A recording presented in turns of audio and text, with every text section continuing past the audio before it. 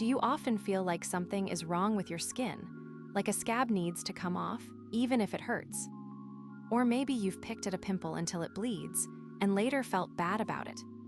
If this sounds familiar, you might be dealing with something called excoriation disorder, also known as skin picking disorder. It's not just bad habits, it's a real mental health condition where people can't stop picking at their skin, even when it causes damage. Imagine you're watching TV and absent-mindedly pick at a rough spot on your arm. At first it feels okay, but soon the spot gets bigger, maybe even infected. Still, you feel a strange pull to keep picking. That's what many people with this disorder go through, not once, but over and over. It can cause pain, scars, and emotional stress. The good news, it can be understood and treated. So why does someone start picking their skin in the first place? It's not usually about dirt or hygiene. Instead, it often begins as a way to cope with stress, anxiety, or even boredom. Think of it like biting your nails when nervous, except much more intense. For example, imagine a student picking at their face while studying for exams. They don't even realize they're doing it until they see a red mark in the mirror. Sometimes a small pimple or dry patch becomes a focus point. Picking it gives a brief feeling of relief or satisfaction, like popping a bubble wrap. But the brain starts to link that relief with the act of picking, making it hard to stop. Researchers also believe genes may play a role. If someone in your family has a similar habit or OCD, you might be more likely to develop it. It's not your fault, it's how your mind and body react to inner pressure.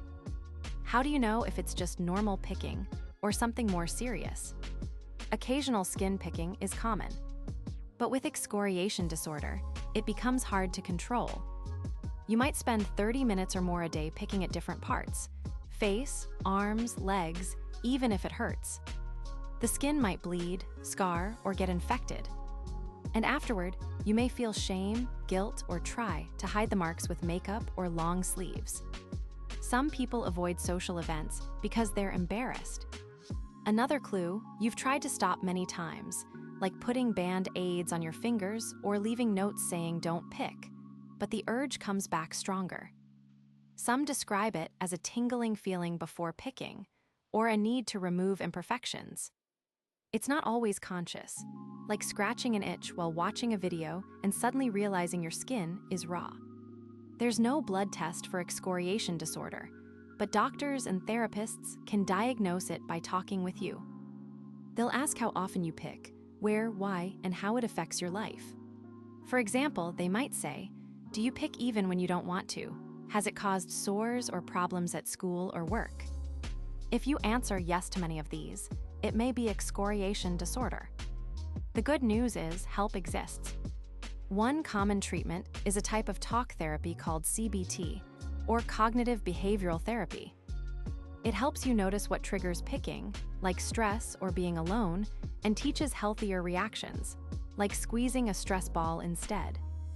Another method, called HRT, or habit reversal training, trains you to replace picking with a harmless habit, like clenching your fists for 30 seconds when the urge hits. In some cases, doctors may suggest medication, like antidepressants, to help reduce the urges. Treatment is like building a new habit, step by step, like learning to drive. It feels awkward at first, but gets easier with practice. Can you stop it before it starts? Prevention isn't about never feeling the urge. It's about being ready when it comes. Think of it like having a first aid kit for your mind. For example, keep a journal and write, "I picked today after a fight with my friend." Over time, you might see a pattern. Conflict leads to picking. Then you can plan better coping steps, like calling a friend or going for a walk when tension rises. Simple tricks help too. Wear gloves at night, keep fingernails short, or use a moisturizer so your skin feels smooth and less itchy. Apps can remind you to check in with yourself. How am I feeling right now? The key is self-kindness.